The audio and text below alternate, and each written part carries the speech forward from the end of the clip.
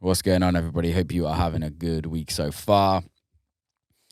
Podcast time.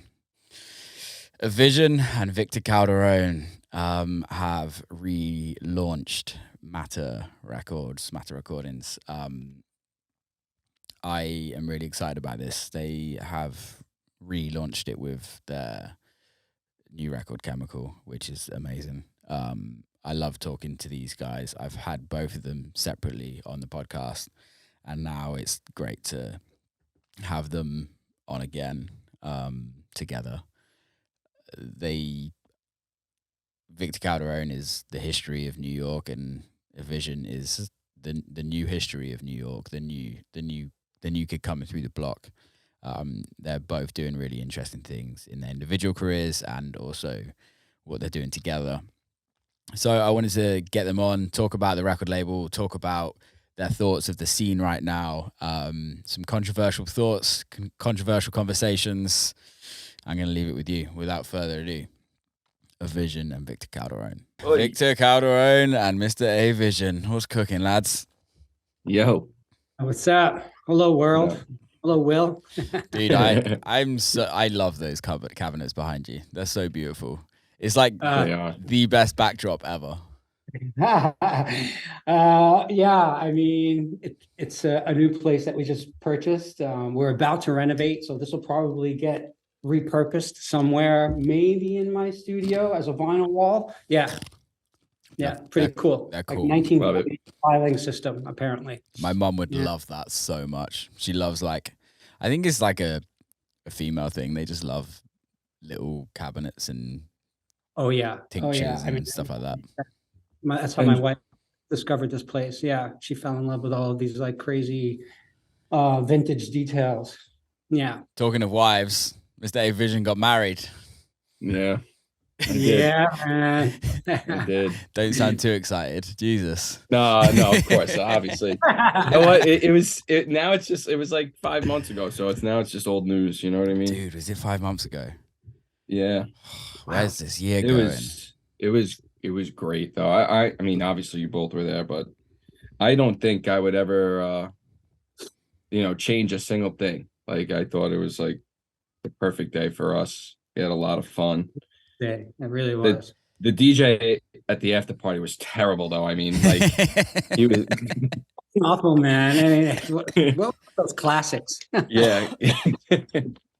No, for real. I mean, you couldn't write a better story. It was just awesome. I loved every minute of it. But it was my first reality. It was my first experience of like a full-on American wedding, like Italian American wedding. Yeah. Because telling me that day. Yeah, I remember you mentioning that. Yeah, it was. It's full on. Full on isn't even the word. It was like steroids. Yeah. A wedding on steroids. That's what we do. When you have your own CO2 cannons at your wedding, you know you're. Oh yeah, how about my wife almost killed me that night with those CO2 cannons? She really did. Fuck it. I remember she sprayed me right in the head. I looked back at Vic and I was like, she's already trying to kill me. Yeah, man. Oh man, so good. How is everyone? Good. Great. Good. Yeah. How you been, Will? A lot of exciting stuff happening. Yeah, sick. You boys are starting a record label, or started a record label. Yeah, restarted. Yeah. Where did this come from? Let's talk. And I brought in the big guns, you know. Don't know why you brought in Anthony for that. He's definitely not got big guns, but no big guns. No big guns here. So tell me, Vic, tell me about Matter. Tell me about kind of how that was started initially and kind of now the current day situation.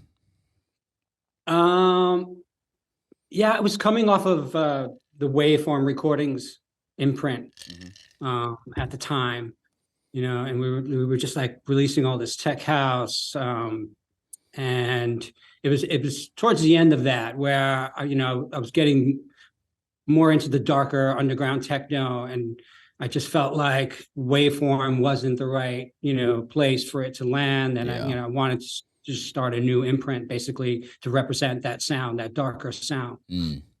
And then we were also getting music sent to us from other producers that also was techno and just didn't feel right for waveform. So that's where, the thought of starting a new imprint came up. And yeah, it ran for a bit. And then I felt overwhelmed. I just felt like distracting me from, my other business. And, because I'm sure, running a label is a full-time job. And I just, I needed help, and I just couldn't handle it on my own at the time. So I just felt like better to pause it at the moment, regroup, rethink, strategy, and come back to it. I knew it was going to be a point where I wanted to relaunch the label, but I just needed time to figure out when that was, and then coming together with Anthony, it made sense to bring him on board to help manage and curate, the label. It is amazing how much time a record label takes.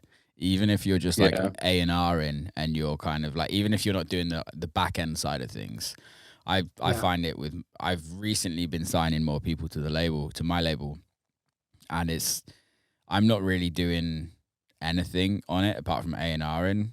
And you make sure the artworks are cool and make sure everything comes in on time and do all of that. But it's still a lot of work. It is. And then there's the whole component of, the music, having really good music to put out, consistently, on a monthly basis. It's not easy. It's not easy. And I think also the interesting thing about nowadays with how the streaming is, and I don't want to kind of start talking shit on streaming 5 minutes into the fucking podcast, but it's like it used to be very easy to know if a record is doing well that you release for another artist. Even in the vinyl days, you'd be like, okay, we're going to press 300 copies and we're going to sell 300 copies. And then if we sell out really quickly, we're going to repress and we're going to do that. Even then, when it moved to Beatport, it was like, okay, we know how many sales we're doing on Beatport, and this is the only place people are buying the records from or listening to the records, and then it gets turned out into DJs, et cetera, et cetera. Now it's like you have to worry about Beatport, you have to worry about Spotify, Apple Music, YouTube, blah, blah, blah. And then everything's just spread out. So what might be doing, you might sign a smaller artist on the label that doesn't necessarily have a huge amount of pull, but people are digging the record, but then that's not translating into streams. It's not translating into anything.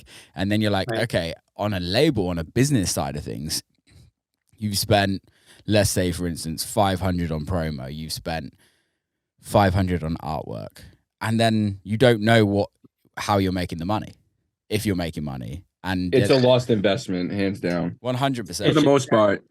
Yeah. For the most part, until you get that one break, and you have a hit record type of deal. Yeah. Then you'll make your money back. But it's really for us to tour and do cool things. You know what I mean? Just it's a way of making yourself a little bit different than the next guy, I think, as well. Yeah, but, it's a bit of a marketing tool. Yeah, it's a marketing tool at this point. I mean, everyone has a record label now. Yeah. Some have 2, 3, 4. You know what I mean? Like some of them just keep opening record labels, But it's definitely a loss of investment. But I think it's also you can write your own destiny with your own label as well.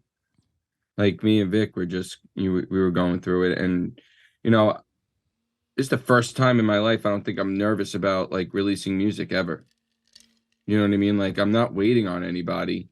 Yeah. And if I am, I don't care. I'll just release it on my own label and do what I need to do.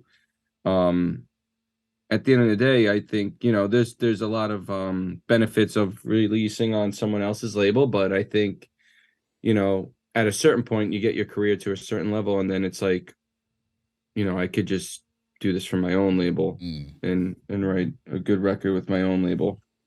Yeah, I think it's a long-term game, right? And it's once you're, of course, we all know you need the associations to start with, which yeah, whether that's a party from back in the day that you kind of got your association from, or whether it's a record label that you toured with or released music with, like there comes a point when you have to build your own, and you have to build your own kind of, without sounding weird, and it's building your own legacy, and it's building what you're about as an artist, and kind of what you're about as an A&R and a label head, and kind of what the music you want to push out, not the music that everybody else wants to push out. Yeah. It becomes a really important component for your brand. You know, it's just part of your brand. It's under that umbrella, you know, of touring and putting out music. It's just a part of it. It's an essential part of it. Yeah. When did you boys were like, okay, we should do this together? We were taught, like, I want to say like maybe last yearish, like maybe like this ago, just maybe a little bit more than a year. Yeah. Like Vic was talking about, like, you know, I think I'm gonna bring back the label, and I was like, yeah, you should. And he's like, you know, we're writing all this music, and you know, we shopped a little bit, but then we weren't getting an answer on a few things, and we were like, you know what, why are we shopping this? Yeah. You know what I mean? Like, what's the point? Like, we could just relaunch. And I was already a part of Matter when we were doing a lot of releases at that time, and like I had a few EPs on Matter, and you know, I was always trying to send Vic a few guys that I thought could work for the label or anything like that. Any way I could help, I was always going to try and help. And then I remember telling him, I was like, dude, I think, you know, if you're going to relaunch, I was like, would you be down to just do it together? I was like, we're making a ton of music together. There's no reason why we shouldn't do this. And obviously things panned out the right way, and here we are. Now we're here. Yeah, now we're here. How does it feel? It just made sense to have it as an outlet pad for, you know, to represent our sound, you know, and we can control it, you know, we can put all the money we want behind it, all the time, you know. We're not waiting on somebody, you know, or their plan or strategy that they have. It was the right choice. It's really interesting, isn't it? Because we all talk about this with record labels, that we like have to wait, but then again, now we're those people that are making people wait, but because we want to sign other artists, and it's like we're just kind of creating the problem again but like it's such a selfish move, but also we have to be in this world. You have to look after yourselves, and like number one on the label is you guys will take priority over anything. It's the same with my label. It's like I don't care what anyone says. It's like I want to get my label to the point where I don't have to release music on it, and I can do other things, and it can just be a platform where it can create careers. But you have to, as you guys being the like forefront of the brand, you have to kind of put that out there, and you have to be the ones promoting it more than, because nobody else is going to do it for you. Yeah, I mean, it also sets the identity for the label too. 100%. You know, the sound. It just, I think we need to, you know, keep releasing, just to push our sound. Yeah, I think it's really interesting, the label coming from New York, because I'll be honest, this is just my thoughts and feelings. There's nothing really that's excited me that's came out of New York on a label side of things for a very long time. Yeah. Great. And there's not that many. Honestly, there's not a ton of. There's some good underground ones here and there. But there's not really any like forefront labels. Not as it used to be, you know, with Strictly Rhythm. It's just there was a lot happening, you know, in the 90s. But there's not much. How do you to represent, you know, New York and a lot of the younger artists and that are in New York that are looking to get their music out there? Anthony has a good group of guys that are talented, and you know, their music is really not out there. So we would love to get them on board and, you know, just help them, help develop them and get their music out there. Yeah, I think it's really important, because I think New York is obviously has pieced such an amazing part and identity in our scene over the years, and it just I I always feel like over the last like 10 years, there's some great stuff that's happened out of New York, but it's never like lasted because like it's weird. And I'd like it if you like to correct me if you think I'm wrong. No, you're right. But it doesn't feel like, it feels like it starts in New York and then like somebody wants to build an apartment block. So it has to fucking like, it has to change. And then it just doesn't, not everything feels like authentic or organic. And then from New York, for me, what is like, it's cool. It's like the coolest city in America, like hands down. Yeah. And I know there's some cool parties going on and there are some really cool underground venues and stuff, but it doesn't feel like anything's really pushing through sound wise. And what you guys are creating on the label with the new record, and it just feels so New York to me in its own identity and in its own way. That's great to hear. That's the intention, right, Ant? I mean, for us, that's complete. You know, that's the memo that we're trying to set. I mean,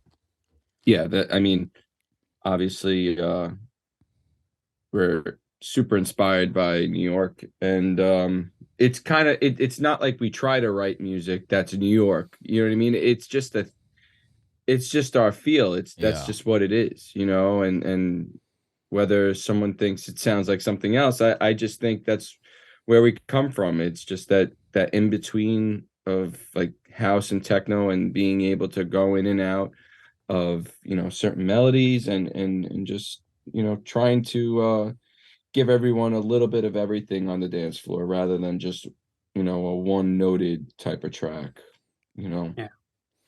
Okay, let's talk about that. One noted tracks. Yes. What's your thoughts on the whole scene generally? Like, I guess Vic is like, for you as well, from coming from your background. I know we spoke previously on the podcast. If none of you heard, go listen to the old podcast. But we spoke about where you came from and kind of how it was back then. Right. What's your thoughts on how the scene is now with regards to the sound? Right. It's in an interesting place at the moment.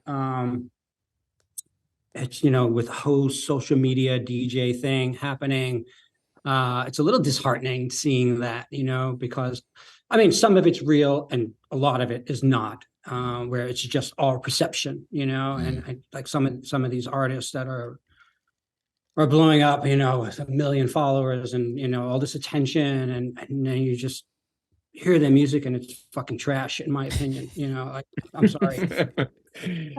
Lay it down, Vic. Lay it down. Yeah, I'm sorry. I'm not like generalizing, but no, there you know, it's obvious there is a lot of that. You know, there's a lot of ghost producers making a lot of money out there. I'll just say that. That's for sure. Yeah.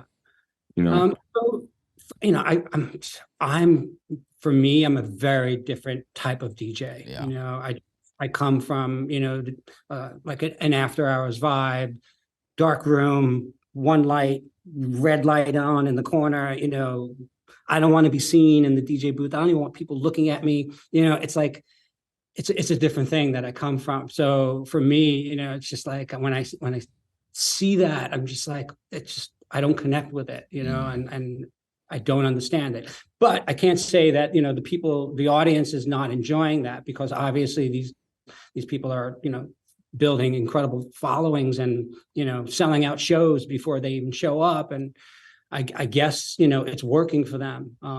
But just for me, that's not my lane. That's not my vibe. I've never was just that type of DJ. Just, yeah.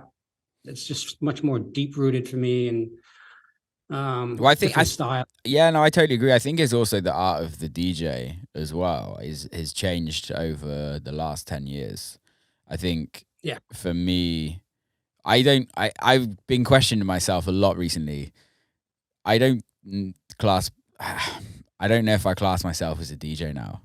And that kind of sounds a bit weird, but it's like, yes, I play records, but I'm playing 90% of my own records, which to me isn't a DJ. Like, to me, I'm just playing a show.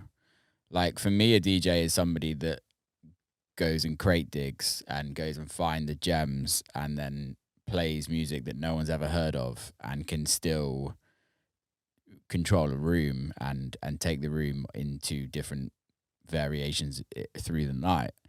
And then there's also the DJ that you see nowadays that just bangs it out.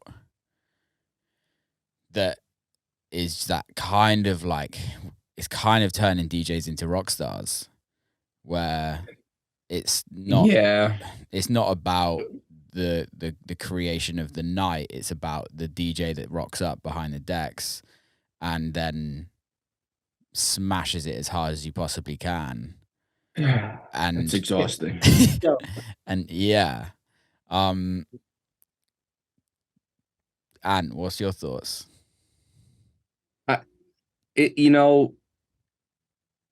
I think there's a certain time and place for everything. Yeah. Right. 2:00 in the afternoon at a festival or anywhere is just not the right time to bang it out. You know what I mean? Like, that's just not, like, no one wants that. Like, I don't care if you spent $150 on your ticket to go listen to, headbanging techno. I just don't think that's just the right vibe for that time, right? Like, and I wanted to bring this up too. It's like, even like I'm walking on stages or I'm walking at a show, and like the people on before me are just like super fast, super hard, because that's what's trending right now. And it's like, yo, that's not your job. Yeah. Like, that's and like when I was opening up a room when I was younger, it's like, if I played too hard, I would get nervous that I always played too hard. That's how I was when I was a kid, because like, you never want to be that guy that oversteps and takes away from the guy after you. Granted, you could rock the room and play a set, but when you're starting to wind down, you just level out a little bit for the next guy to come on, and I think that's important. That art is completely gone now. That's completely gone. I'll still have that like respect if I'm playing a festival or playing something where there's for instance, like Eric, or even when I play with Vic, I would still like turn it down just a little bit so he could have a moment when he comes on. Yeah. You know what I mean? Like, that's just the right thing to do, I think. It's like putting your blinker on when you're turning lanes. Yeah. You know what I mean? Like, it's just the right thing to do. It's really interesting you say that, because I was talking to Ryan, my manager, yesterday, and he always has a go at me for playing like a chill record at the end of my set. Yeah, especially at I think that's especially at a festival. Important. And he's like, you play 90 minutes, and then you play 10 minutes of warm down, or warm up for the DJ before. That's the right thing, bro. And I'm just like, it's also, for me, is an ending of your set. It's like a time to like, it is. This I'm done now, guys. Like, this is a moment. We can all have this moment together. It can be this like whatever moment you want to create. But then it's also about the person on is going to come on and do something completely different. So let's give them a chance. Yeah. Like, if I played my biggest record as my last record, it's fucking everybody.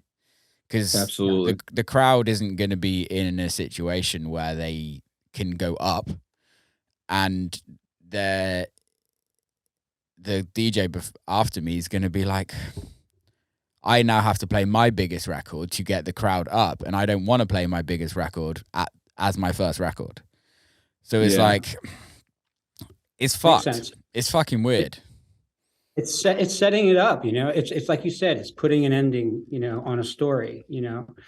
If you stopped, on like your biggest moment, and then suddenly there's another DJ that appears, the audience is like, wait a minute, like, you're done, it's like literally telling the end of the story, like, and transition it into the next artist. How do you think? It'd be interesting to think what you guys' thoughts on this with festivals nowadays. How lineups are curated, and how set times are curated. No one knows how to program anymore, I don't think. I'll be honest. I think they all do a really bad job at programming. Some nail it, but some it goes from A to Z, and you're like, what the hell is that? Like that doesn't make sense. Yeah. You know, like been- it only sets up the artist to fail. Yeah. In certain ways. It's been interesting to see these forced back-to-backs or just really random or weird back-to-backs, you know, that don't make sense. You know, you read it on paper and you're like, that is just not going to make sense live at all. And then it doesn't, you know, and it's just like, and, you know, like there's no musical connection, you know, and it's just, I just wonder what that's like, you know, for the audience, like, you know, how a night is not thought out and programmed as it should be, where it all like is fluid and makes sense. I think some promoters are looking more at ticket sales rather than a cohesive lineup that just makes sense, you know, musically. Yeah. I think also you have that battle with artist egos and manager egos and agent egos and the rise to fame where everybody has to play the headline spot. So is if you and also how crowds are marketed, like crowds, like fans don't go to festivals early, they don't go to clubs early, so a lot of the time it's like you're given a set time and you want to play in front of people, like but if you're given the first 3 opening slots at a festival, sometimes you're not playing to anyone, and then you're like, well, what's the fucking point? Like you might as well just not even open. Billing. Yeah, it's for the billing, and then so maybe it's a mixture of everything, of like how do you curate a lineup. Like I like it in the UK where a lot of like big venues now, like Warehouse Project, I know Printworks did it, I know I think Beams do it as well, where you have to be in by a certain time, and if you and if you don't get in by like 11 p.m. or whatever that time is, you're not getting in. And it's a great concept, I think. And I think that way you give every artist a platform, a chance. You do. You give them a chance to win a little bit. And I guess also as a promoter, you're actually getting your money's worth then, because you're not just booking a bunch of people for no reason, where you could just put local residents on and pay them $200 and Bob's your uncle. Yeah. It also helps with it helps with like your front end. You know what I mean? Like, you know, by a certain time, people are going to stop coming. So like, let's say you cut the deadline at 2:00 in the afternoon. Yeah. You know, at least the front of the house, you can let go by 3:00. And now you just saved yourself on payroll a little bit too. You know, I guess also drinks wise as well, like the bar, you know, people are going to be buying bar from 11 p.m. keeps them there a little bit longer. Yeah. That's the thing that I really struggle with in America, is the timings, is like, especially the headline slots. If you're doing like a headline tour, you play, let's say for instance, you play 12 till 2. Like, people start leaving at 1:45 because they've closed the bar. And you're like, guys, you've paid to see me play. And like, by the end of it, not everyone's there. Maybe that's my fault because I'm a shit DJ and everyone wants to leave. Oh, no. I never understood it, you know, and specifically on the West Coast. Yeah. Exactly what you just said happens. Like the bar closes and it's like the night is over. Like, wait a minute, where's the fucking after hours culture here? Like we carry on. You don't need the fucking bar, you know? Like let's get into the fucking music now. Yeah. It just never, like specifically on the West Coast, I've experienced that where the bar closes, night is over. I'm like, it's very strange. It's really strange. And then you also have these like warehouses that are just banging out like 150 BPM techno. It's not even techno. It's not even techno. Like, I'm sorry. It's like trance, hardcore. It's everything in between, but they like to brand it techno. What is it with I want to get your guys' opinions on this whole fashionable techno at this moment in time, and and That said it. and just spoke volumes.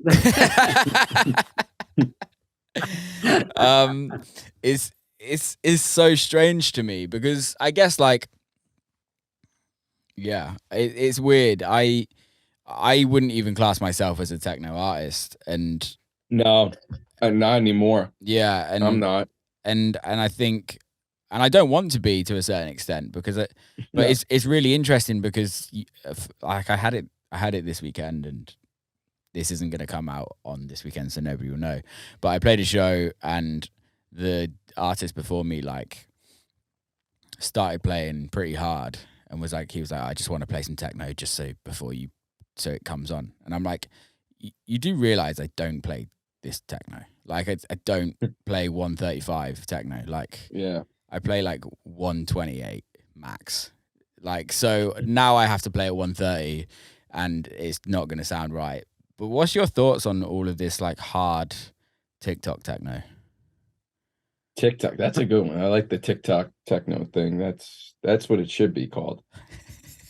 It's interesting because I've had a couple of experience recently coming on after some pretty popular DJs that play that stuff. And I just had to come, I was standing there before I went on and just like watching, and like the people are not even dancing. Yeah. For one. It's too fucking fast to dance to. They're just like, they're shaking their heads. I mean, but in a way they were enjoying it and responding. But I just, I was saying to myself, okay, there's no way I'm even going to try to follow this, so it's best to just like stop and reset the room, just I'm going to start over regardless. People that walk away and that are not there for me, I'm going to leave and, whatever, I'm just going to restart the room. I'm not a fan of it. It's not something, there's nothing in it that I connect to, musically. It is just it has just no soul. It's just missing everything. It's just this is my opinion, of it, And what's the deal? What's the deal with like all the like really bad like remixes going on? Like I heard like so many, like I was on scrolling, I heard another remix of Pump Up the Jam. I'm like, yo, it like why? Like why? Like why do that? Like there's so many records to pull from. It's obviously a trend. It's also a business move. Like I think it's really interesting, especially like, is Vic for you where you used to remix the big pop guys?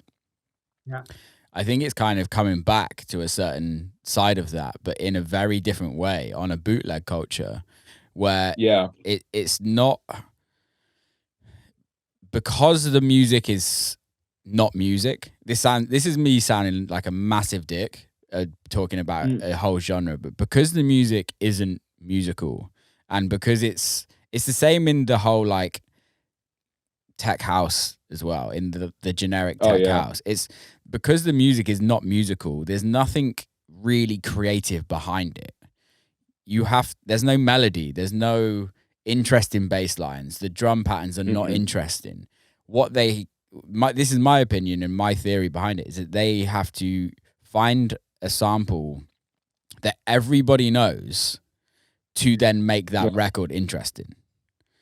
And whether that's a fucking Celine Dion sample, or whether that's Pump Up the Jam, or whether that's Kylie Minogue, or whether that's fucking Britney Spears, everybody that's going to raves now knows these records.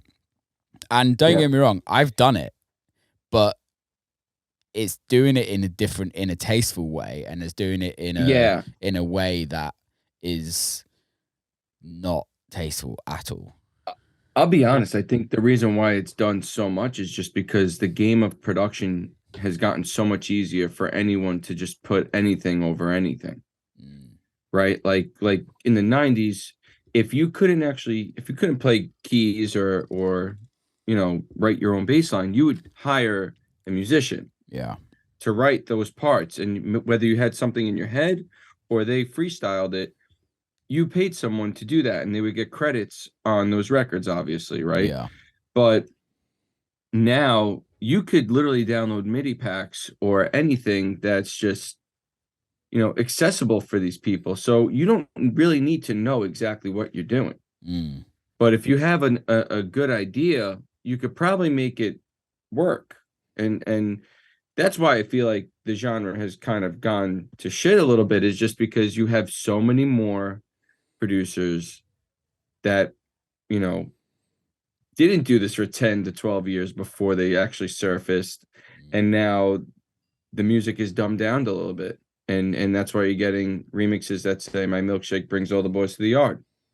That's why you're getting that. And your milkshake does bring all the boys to the yard. Damn straight. But that's the truth. It's how hard the thought process of this, like trying to pick out this like campy, cheesy vocal for reaction, it's yeah. Well, you got to think now too, the kids that are 21 to 25 that are going out grew up with some of this stuff. So is it us just being like too old school? I don't know. I never liked any of those songs anyway. So it's like, I don't want to go to, Club Space and hear Fergie. I don't. Yeah. Like, I'm going to hear something different. Yeah. Like, why? Like, we did that when we were teenagers at teen clubs. Is that also a problem? Like, there's not many things for teenagers to do anymore. So their first crack at going out is 18. That's also a thing. Is that the reason why music has gotten so corny? Well, I think also when I had DJ Bone on the podcast, we spoke quite a lot about the culture of electronic music and the culture of techno, and it really resonated with me a lot. And he was like, techno isn't a music genre; it's a culture. Mm-hmm. And I think like something for me that we've not necessarily lost, it's just not there so much, is the culture of the underground scene. Yeah. Maybe it is. Maybe we're just a bunch of old dudes that aren't fully got our ears to the floor, but I feel like we would know a little bit more if it was. No, you're 100% right. So even now, I always ask around, like, what's going on in New York? Where's like the spot? What, like, other than someone's loft or penthouse, like, what's going on?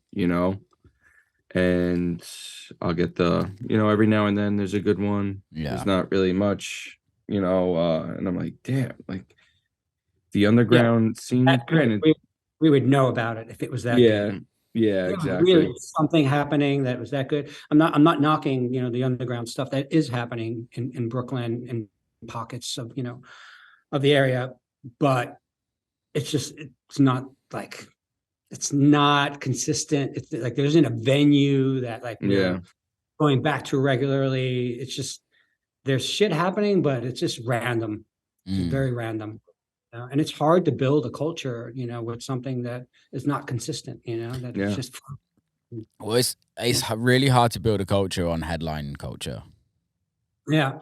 It became big business, that's what's leading right now, Brooklyn Mirage festivals, all these big business. It's like, these corporations are basically running this shit, How does that change though?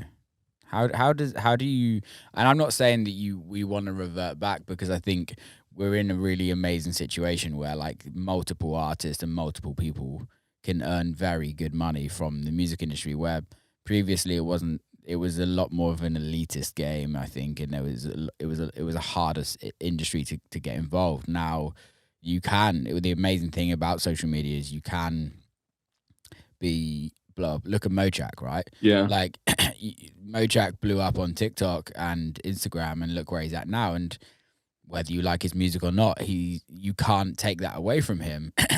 He's creating culture around the world. But how do you bring the underground and the culture back to like what it's about? I would start like honestly, I think it starts with like the phones being in the club. and like actually giving people the experience that a club should be, you know? And like just stripping it back a little bit, I think could help. Like I loved playing Watergate in Berlin because it was just straight up like no phones are allowed. If you get caught with your cell phone out or, you know, taking a video, you're not allowed in.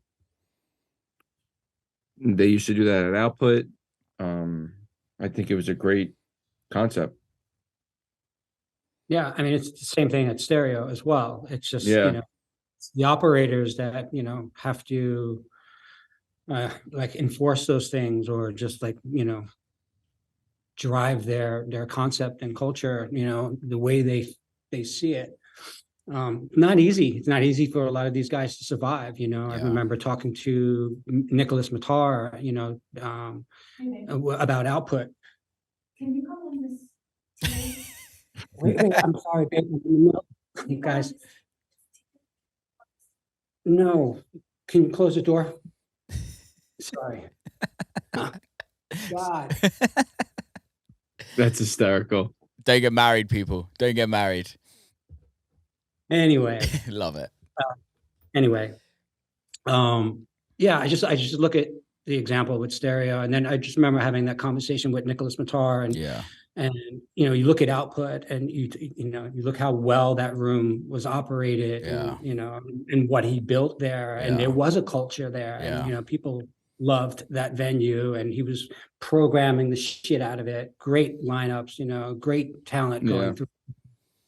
But you know, on the other end of it, he was struggling, you know, because of Brooklyn Mirage and because of the festival culture, you know, that has taken over. You know, he's just like, I can't compete. I can't compete. You know, he's like, these same DJs, you know, that are getting these massive fees, you know, playing to play the Mirage, are coming here expecting the same thing. He's like, there's no way I can survive in that way. So you know, I think there's just like, it's a hard balance, you know, as an operator to keep that going, you know, and I guess that's why nothing is like, nothing lasts, nothing survives. It's like, you know, you get a few years out of it and then it's gone. You know, going Yeah. back to what you were saying earlier, you know, why doesn't anything last, you know?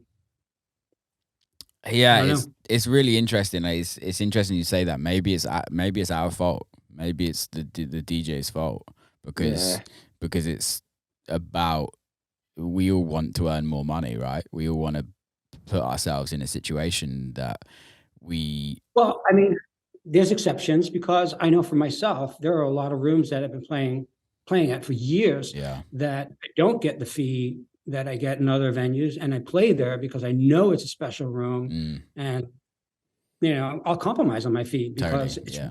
Yeah. it's rewarding for me. Yeah. You know, as a DJ, I leave there and I'm like, fuck, that was so good, and I Yeah. needed that. You know, and yeah, I'm not making the money I was making, but you know, I know what those operators are about, and I know that it's not easy for them to operate on, you know, the cover charges that they're getting through the door, and you Yeah. know, it's so yeah, it's like, you know, I work with them, you know, so it's not always about the big fee, definitely not. No, I think that's important, but I guess in this, when you're talking in a city of New York, for instance, you play Brooklyn Mirage, you get a certain amount of fee. You can only play in New York a certain amount of times a year, right? Yeah. And for a lot of Yeah. artists, New York is a moneymaker, right? So it's like, okay, do you sacrifice a play in New York, which might be like you play twice a year in New York, so you make big money on one show and then you don't make as big money on another show, which makes sense. Right. I think for all three of us would make sense. Like, we want to do something really interesting for the culture, but I think for a lot of artists, it doesn't actually. That it's not about that. It's like, how much money can we fucking make, and is it worth it? Yeah, I get that, but you know, some things you should do for the culture, because without the culture, you wouldn't be getting those big fees. You know, the culture is what makes you and helps you build and grow. So Yeah. it's like I think it's always good to like just give back and just do some cool shit. Like it doesn't like for me, like the even last week I did a ground rule pop-up and like dude, I didn't care about spending money, making money, or anything. I just wanted to do it where like someone can come through and whether they're a fan or a new artist or they've been a DJ for 30 years, they can come Yeah. and they could have some industry there. And you never know what can happen at a place like that. And that's what I wanted to kind of grow and build with just like doing one here and there. And that to me is like my way of like, you know what, I can give back a little bit, or I can just have a good time with people that just want to have fun. Yeah. Rather than like focusing on like the amount of shows I'm going to do in New York or what's paying me, you know. I think it's important to build that community a little bit. Yeah, community is so important in this industry, and I still think people forget about it because it is about having a core fan base and a core community that can that comes to the shows, but also talks about you and talks about you when you're not there, and talks and shares shares your videos and comments on your stuff, and the people that like can really be part of your career and your sound and everything. I think that's so important. That even look at that like Fortet, Skrillex, and Fred Again thing that they did in Times Square. Like I looked at that and I was like, they nailed that. Holy shit! Like I mean, granted, they're 3 huge artists. Yeah. But like that is what you do when you're at that level. Yeah. Like that's exactly the move you make. You know, like who else could pull off a fucking huge Times Square concert? I don't think they got paid, maybe off of sponsorships, but who cares? They sold out Madison Square Garden. I don't think they were worried about getting paid for that. Yeah. You know? It's interesting, isn't it? Because I was talking to somebody the other day about this and she was like, I'm so glad Skrillex is back. And I was like, why do you think that? And she was like, well, he's doing things, he's like freshening up the scene again. Like she's like, she works for a venue or multiple venues. And she's like, I've been asked so many times now in the last 3 months to do a show in the round or stuff like that. And I'm like, I was like, it's really easy for Skrillex to do what the fuck he wants. But when you're let's even for us at our level, it's pretty hard to get promoters to change things for us. It's pretty hard to be like, I want to enforce this at my show. I want to do this. I want to do that. And it's really, because you have to be at that stature to be able to pull that off. Yeah. You know, you have to be the one to be selling that many tickets where you don't need the promoter. Yeah. Where the promoter knows he needs you in a way, you know? Yeah. That's where you win. And that's where you could really take your creativeness and bring that to the forefront as well. You know, you're not relying on anybody. I think that's like when you really succeeded, you know? Yeah. How do you create that though from a platform where you're not necessarily selling everything out and you're not necessarily the biggest artist in the world or the 3 biggest artists in the world? How do you do that now? I think that's just like repetition and like sticking to your ground, holding your ground, you know? I think that's like, It's also something that when promoters see you're onto something, that you're building something, you have this following, they see something's happening, you're putting effort into it. I think that's, when you gain that attention, I think that's when they want it, and there are certain guys that'll support that vision and want to bring it in and, help you build it in their venue. Yeah.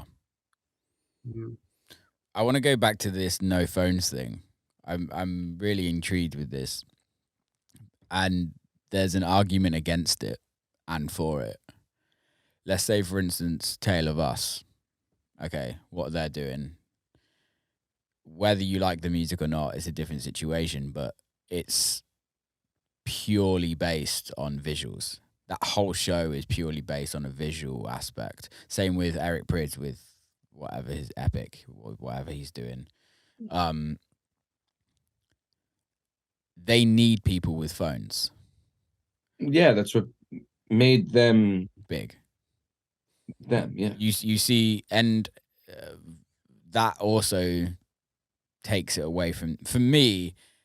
And this isn't me talking shit on them, because I actually really respect what they're doing, and I really like my favorite, like Chemical Brothers are my favorite, hands down, number one artist in the world, and their live show is very visual based. It's very visual, but it's it's different than a DJ. They're not DJing; they're actually doing a live performance, which kind of is a bit different. But also, an argument against to us, we want people filming us and putting us on their social media to promote us, for us to then become bigger artists, and people be like, oh, what was that? Oh, who was that artist? Blah, blah, blah, blah. However, there is a romance in everyone just being in the moment. I think there's a true, like, want for people to know the unknown. Yeah. And what would make them go to something is to figure it out for themselves. And I think that's what a club is really about. Like, in the 90s, early 2000s, you didn't know what you were getting that night, but you still went. Yeah. Because Victor had a residency, or Danny Tenaglia was playing here, and you knew that they were going to bring some sort of level of music, right? Or you just wanted to go listen to the record that you heard last week that you can't find. Yeah. And I think that level of just like figuring it out for yourself is so needed now, because you can Google anything. You can get AI to write anything for you now. And that experience is missing. You know, that's what's, I feel like, is missing right now. It's like the experience of what a DJ brings to the table, rather than the experience of the video wall behind them, or, you know, this sick laser or whatever, you know what I mean, on social media. Or how a DJ's dancing like an asshole back there. That's not cool. You know what I mean? To me anyway. But I think that level of just that thing of like figuring it out and going to something that, you know, you kind of have to know someone or know something about to get in is needed. I think it applies more to the underground culture, what we're talking about. You know, own thing. I don't think it applies to festivals. So like festivals, no, that can never happen. Festivals are made to be spectacles. They're made to be outrageous, you know, visual things, and I think the music almost becomes secondary. You know, where you know, seeing some of these shows where it's just like the visuals are literally what it's about. Yeah, you know. So I think we're all guilty of that too. Just doesn't apply there. You know, it's an underground culture thing where in a room like Stereo, a room like Output, you know, Berghain, you know, it's like, it's about the music. Yeah. It's strictly about the music, you know, and you should not have your phone in your hand, because then you're missing the whole point of being there. You know, you're not there to see some crazy LED screen, you know, you're there to connect to what's coming out of those fucking speakers. That's it. I love that. Do we start a movement? And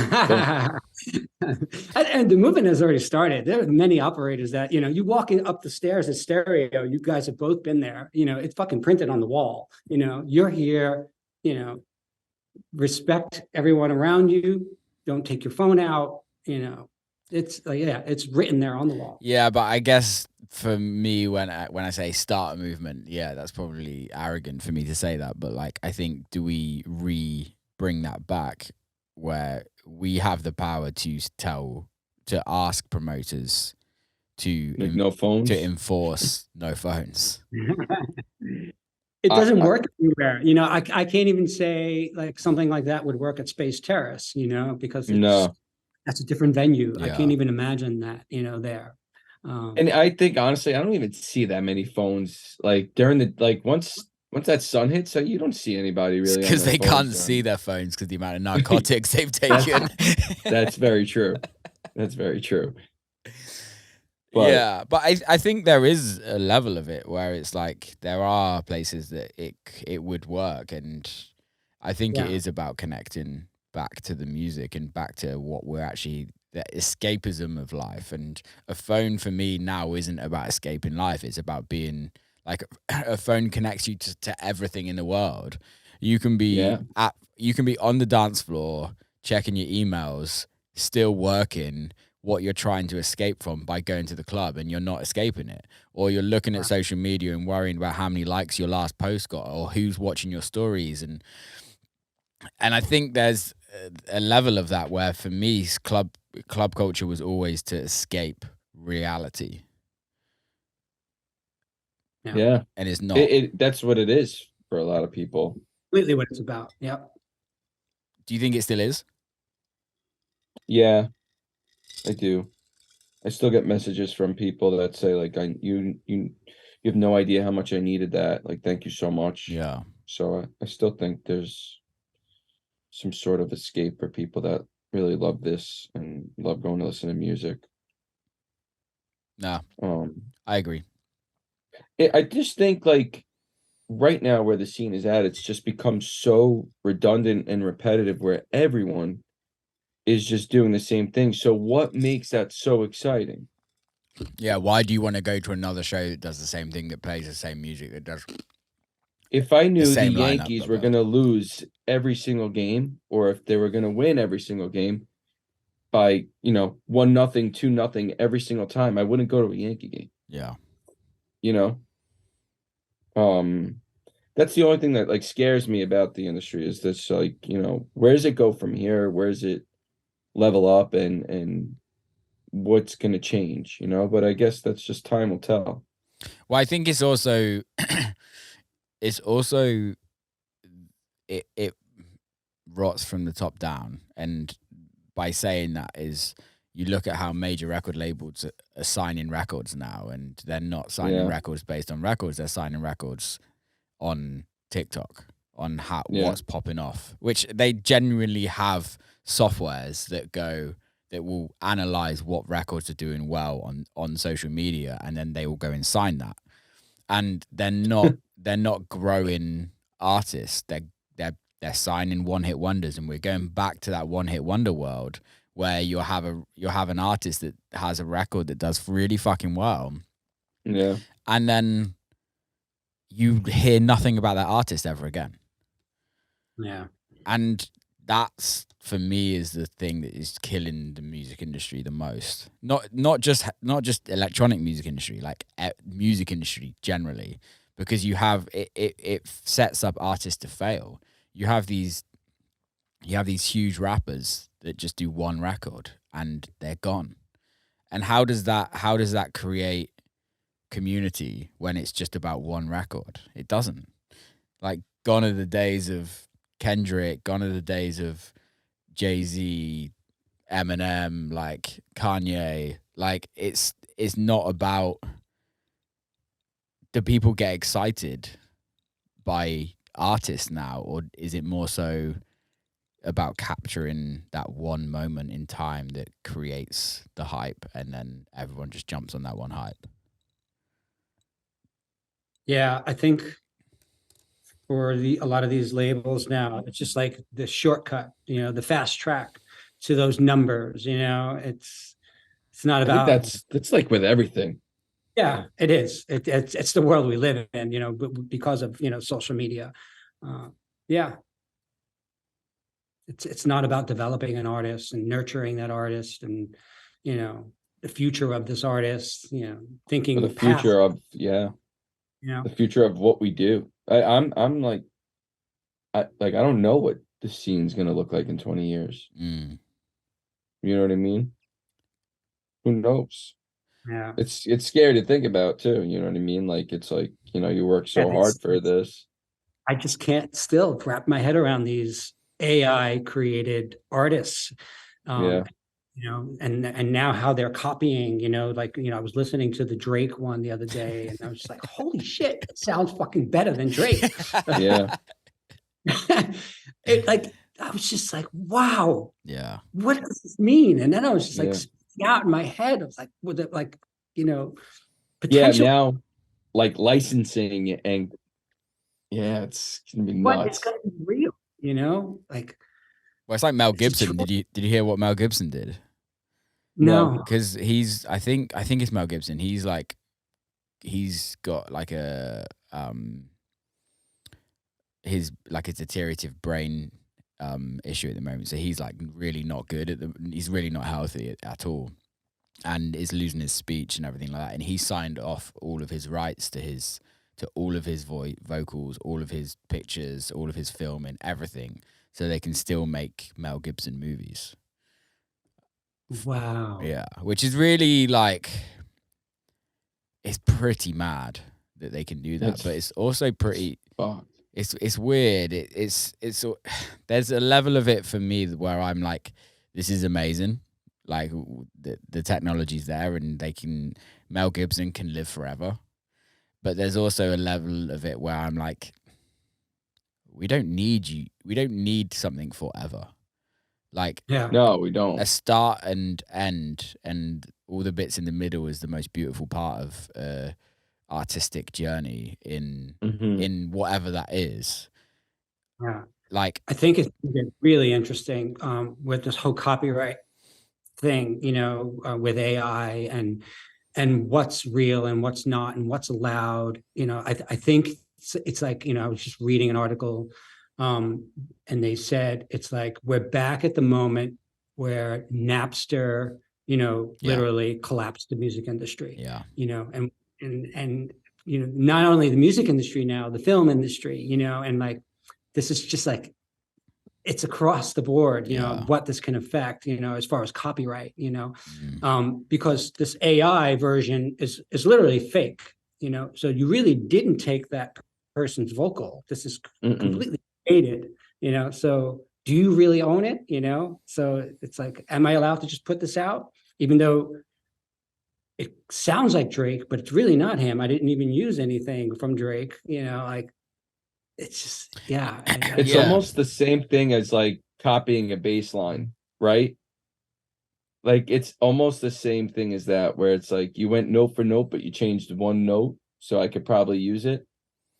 Well, and Right. also it's Right. like, did you see what happened to Ed Sheeran? Like he was obviously tried to sue and he won the case, but he in court, the way he won the jurors over is he played like 20 different versions. He played 20 different songs with exactly the same chord structure that he used.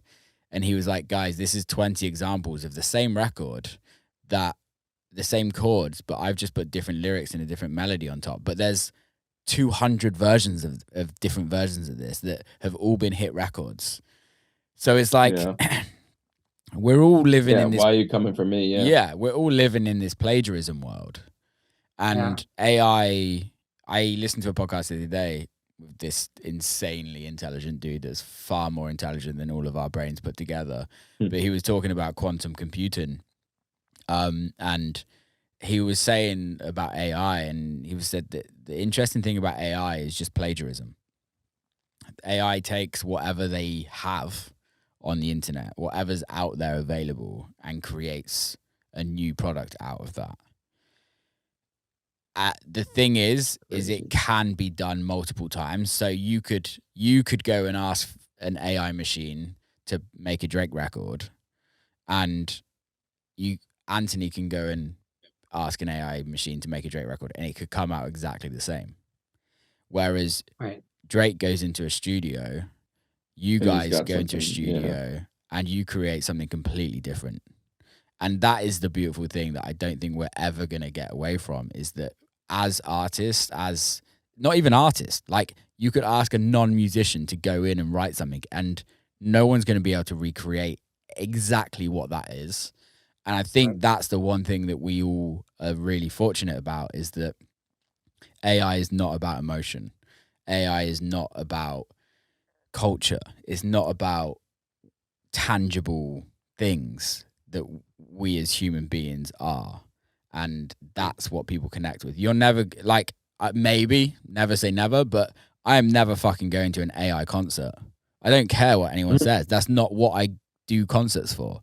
I'm not going I'm not going to go see the new Oasis album that AI wrote and watch some other bands perform it. I'm going to an Oasis concert to watch Oasis. Like, that's it. Yeah. So I think we're good, but I think on a financial side of things, AI can fuck us on a financial of making money off music. But who fucking makes money off music? In our world. Yeah, in our world, no, yeah. It's very hard. Yeah. Like, even if a record does really, really well, like, you can't live off that. Like, no, the only shot you got is getting sync, like something like that. You know, if it's a hit, it's the only shot you have with like making real money. Yeah, my biggest like records, life-changing money. My biggest records, I cannot live off the income that they've generated. No shot. Not at all. So it's like, okay, well, we have to do shows. Yeah, that's why we make music now. Yeah. Which then brings back round to the label, and bringing back culture and bringing back why we do what we do. And I want to go back to Matter and the plans for it. Are you planning on signing other artists for the time being, or are you just releasing your own stuff? No, we're gonna definitely sign. We have a few things set up already, with some newer artists, and we're gonna take it slow. I think as far as like developing and like really like reaching out to certain artists. I think like we want to kind of build a little crew. It's important. But anytime like the label needs a fill in or another release, I think we'll have no problem getting it done. Sick. Are you going to be consistently releasing, or is it more of a when the right record comes along? How do you guys want to have that? I think in the beginning, we want to try to keep a consistent schedule, a monthly release. Yeah. And hopefully, we could manage that, between our own and other artists that we have lined up for the label, and some outreach that we're going to be doing, even some past Matter artists that we worked with as well. We'll see how it goes. Yeah. Amazing. Can't wait. I feel good.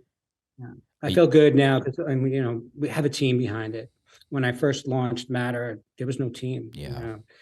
It's just me. And it's just impossible for me to manage on my own. So we have a good team now, me, Anthony, and a few other guys. And as Anthony mentioned, there are some locals that, we want to bring in and have them release and build as artists on the label as well. Amazing.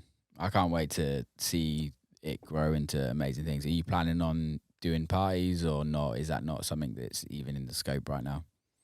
Yeah, we have a couple lined up already. One at in Stereo in Montreal. Amazing. And another one at Public Records in Brooklyn. Sick. I think we'll be selective on where we do things for sure. We don't want to come out of the gate and just do a Matter event everywhere. Absolutely not. I mean, and where we do select to have those parties, it has to be the right venue. Yeah, right room, right vibe, right people, and that should set us up for some success. But I don't want to do like just nonsense shows just to put the brand out there. I want them to be like super proper. Like people come to a Matter show to get a full experience rather than anything half-assed. Yeah, I agree with that. Lads, let's wrap this up. I've really enjoyed this conversation. Yeah, it's good. thanks to Thank both of you for coming on. Really appreciate it. Of course, bro. Bye. Thanks for having us. I love the record as well. Go listen to it. Oh, people. thank you. Nice one, lads. Thank you so much. And that's a wrap. Big love to both of them for coming on. Thanks for listening. Hope you enjoyed it. Please share it. Please subscribe. See you next time.